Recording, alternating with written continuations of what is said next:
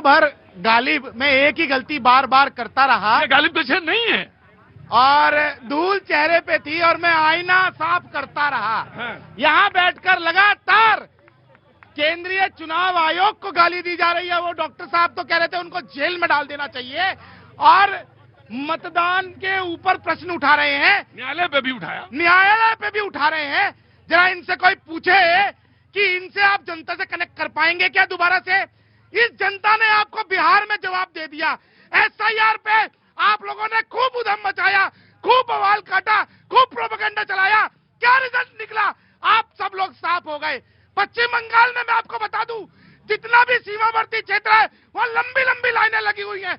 बहुत सारी बस्तियां खाली हो गई हैं, लोग भाग गए हैं। वो बांग्लादेशी इलीगल इमिग्रेंट जो बांग्लादेश। देखिए, जब आप ये सेंटेंस बोलते हैं तो जब आप ये बोलते हैं तब आपको बांग्लादेशियों के नंबर भी बताने चाहिए और ये बताना चाहिए इतने बांग्लादेश। आप बंगाल के अंदर भारतीय जनता पार्टी की सरकार बनने दीजिए, उसके बाद ये जितने भी कीड़े घुसे पड़े हैं ना देश में, फिर नाइल डाल डाल के बाहर निकाला जाएगा।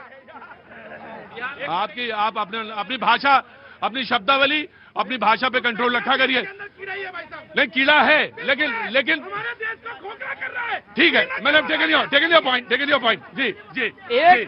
पर एक बात मैं आपसे बराए मेहरबानी कहना चाहूंगा कि जब आप सार्वजनिक डिबेट पे हो और इस तरह की डिबेट पे हो तो भाषा पे संयम जरूरी है। जी, मैं आ रहा हूँ डॉक्टर साहब। जी, पहले डॉक्टर साहब से ले लेता हूँ। जी, पहली बार आए इनको। नहीं, मैं ऋषभ जी का जवाब दे देता हूँ। वर्ल्ड इनइक्वालिटी लैब है, फ्रांस में है। अच्छा, नोबेल लॉरिएट है टॉमस पिकेटी, लुकास चांसल और भारत का एक लड़का नवनीत कुमार। इन लोगों ने रिपोर्ट बनाई।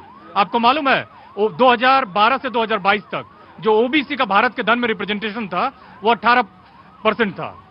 22 में घट के वो 9% हो गया है। SC/ST का 1.6 था जो हल्का सा बढ़ के 2.3 हुआ है। इनकी आबादी जो है 90% है। मुसलमान भी उसी में इंक्लूडेड है। इनकी आबादी 90% है और धन में भारत का जो रिप्रेजेंटेशन है वो 13% है। ठीक है, मैं ठीक है डॉक्टर साहब, मैंने आपका स्टेटमेंट लिया। मैं इसी देश की डॉक्टर साहब बात करनी होगी। आप मतलब बात सुन भी रहा हूं। इस देश में रिजर्वेशन पॉलिसी है, इसमें सबका विश्वास है। रिजर्वेशन पॉलिसी से काम नहीं चलेगा। फिर कितना होना चाहिए? जो रिजर्वेशन पॉलिसी जिसकी जितनी पॉपुलेशन है उसके हिसाब से।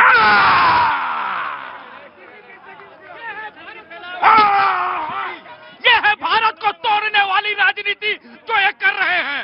इसी को कहते हैं चोर मचाए शोर। एक बात सुनिए, आप जो कर रहे हैं, अरे आप भूलवाइए मत। एक बात कहना चाहता हूँ, ये SC OBC करके नहीं, तुम चुप रहो। आज तुम चुप रहो। बच्चे पैदा करो, सिर्फ बच्चे पैदा करो, सिर्फ बच्चे पैदा करो। बच्चे पैदा करो, एक नहीं 16, 32 विकास कर पाएंगे। SC OBC करके भारत का विकास हो पाएगा। और अब भारत का विकास वो करता है जो 140 करोड़ देशवासियों की बात करता है। SC OBC करके, माइनॉरिटी करके भारत को तोड़ने का काम नहीं करता है। ये OBC चिल्ला रहे हैं। जब इनकी सरकार थी, मैं पूछना चाहता हूँ, यहाँ पर डॉक्टर है ना, प्रोफेसर है ना, चारों अधीनस्थ चयन सेवा आयोग उत्तर प्रदेश के उनके चेयरमैन कौन थे जब इनकी सरकार थी? सिर्फ उत्तर ये दे दे बस, और कुछ नहीं, सिर्फ उत्तर दे।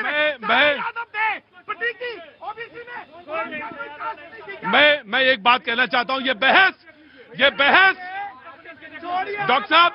डॉक्टर साहब एक मिनट रुकिए। डॉक्टर साहब आप जहां पर हैं, जिस विश्वविद्यालय में पढ़ा रहे हैं, वो इसी संविधान और इसी संविधान की पॉलिसी के तहत पढ़ा रहे हैं। और इस बात को भूलिएगा नहीं, इस बात को कभी मत भूलिएगा। और आपको और ये बात मालूम होनी चाहिए, जब आपको मिला है जी भैया जी, डॉक्टर साहब ने कहा कि वो इंग्लिश के प्रोफेसर हैं। नहीं, इस पर कोई कमेंट नहीं होगा। पर्सनल कोई कमेंट नहीं लूंगा। बात तो सुनिए, पर्सनल कमेंट नहीं लूंगा। भैया जी, मैं पूरी बात तो सुनने दीजिए आप। तो इंग्लिश में ही एक कहावत है, टीट फॉर टैट। तो ऐसे ही वक्तव्य से जनता इनको पीछे करती है। और मैं आपको बता रहा हूं साहब, राहुल लाल जी ने भी कहा कि आपके मंत्रिमंडल में कितने मुस्लिम के मंत्री हैं। मैं बताता हूं साहब, ये वो सरकार है जो बिना मुस्लिम को मंत्री बनाए और बिना सर पे टोपी लगाए 370 से लेकर तलाक हटा के भी स्वसंभाव का भाव रखती है। बिना मंत्री मुस्लिम बनाए मुस्लिमों के लिए हक की बात करती है। बिना मुस्लिम बनाए मुस्लिमों को भी स्कॉलरशिप देती है। बिना मुस्लिम मंत्री बनाए मदरसों के भी टेक्नोलॉजी इंप्रूवमेंट की बात करती है। बिना मुस्लिम मंत्री बनाए हर धर्म, हर नागरिक की भला की बात करती है। 10 साल में 11 साल में भारत की इकोनॉमी को रसातल में पहुंचा दिया, रसातल में किसको किसको? भारत की इकोनॉमी को। डॉक्टर साहब ने फ्रांस का उदाहरण दिया और हम तो कल की जो दूसरी तिमाही डॉक्टर साहब मैं आपका बहुत सम्मान करता हूं। आपने फ्रांस का उदाहरण दिया, मैं यहीं की सरजमी का उदाहरण देता हूं। दूसरी तिमाही का आंकड़ा इनसे पूछिएगा, दूसरी तिमाही का आंकड़ा इनसे पूछिएगा। हाँ जी, दूसरी तिमाही में आंकड़ा है जो जीडीपी बढ़ी है 8% से ऊपर हुई। अंदर आओ, प्रोफेसर साहब को स्टूडेंट बताएगा।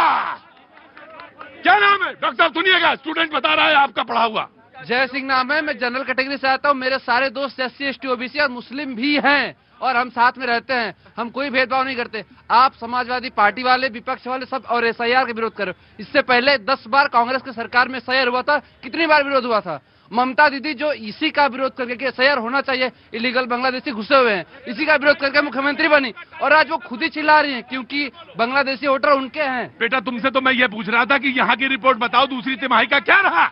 8.12% रहा है। जोर से बोलो। 8.12% जीडीपी ग्रोथ रेट है इस साल। डॉक्टर साहब ये तो इनके घर में बन गया होगा ना आंकड़ा, इन्होंने घर में। बिल्कुल बिल्कुल। या मेरे मौला अल्लाह अल्लाह अल्लाह, चेक कराइए, बताइए, हद है। ये आंकड़ा हमने घर में तैयार कर लिया।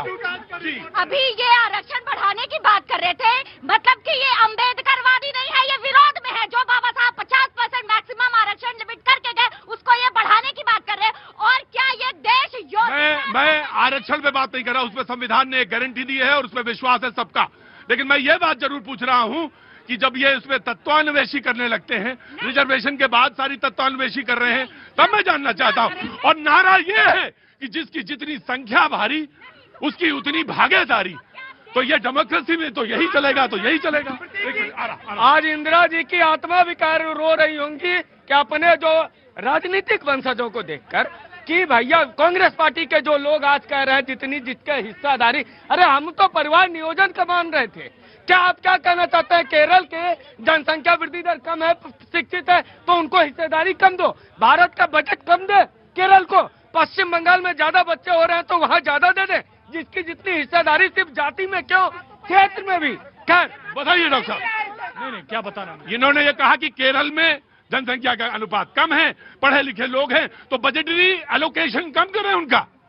कलकत्ता में ज्यादा है, बंगाल में, वहां पे आबादी घनत्व तो ज्यादा है, तो पैसा ज्यादा दें वहां पे। मैं बता रहा हूं, मुझे बोलने दीजिए। केरल और तमिलनाडु भारत का, एक मिनट, केरल और तमिलनाडु, केरल और तमिलनाडु जो है वो भारत का सबसे डेवलप्ड स्टेट है। और डेवलप्ड स्टेट होने के पीछे का कारण, डॉक्टर मैं आपके नारे से जोड़ के बोल रहा हूं। आपने कहा जिसकी जितनी संख्या भारी उसके उतने। अरे बाप रे बाप, किसने कहा था? ये कौन बोला था? यही बोला था, यही बोले थे डॉक्टर साहब। डॉक्टर साहब देखिए, मैं बहस जब करता हूं तो दिमाग में और दिल में एक ही बात होती है कि बहस करनी है। आपके दिमाग में कुछ, दिल में कुछ, बहस में यही होगा। जी मैं आया, डॉक्टर साहब आया। देखिए मैं समझता हूं डॉक्टर साहब जो कहना चाह रहे हैं उनका तथ्य ये था कि जिस तरीके से देश में न्याय योद्धा, सर मैं बता रहा हूं, न्याय योद्धा राहुल गांधी जातिगत जनगणना की बात कर रहे थे और वो सरकार को भी बाध्य होकर मानना पड़ा। केंद्र की सरकार ने कहा कि हम जातिगत जनगणना कराएंगे और जातिगत जनगणना कराने में क्या बुराई है।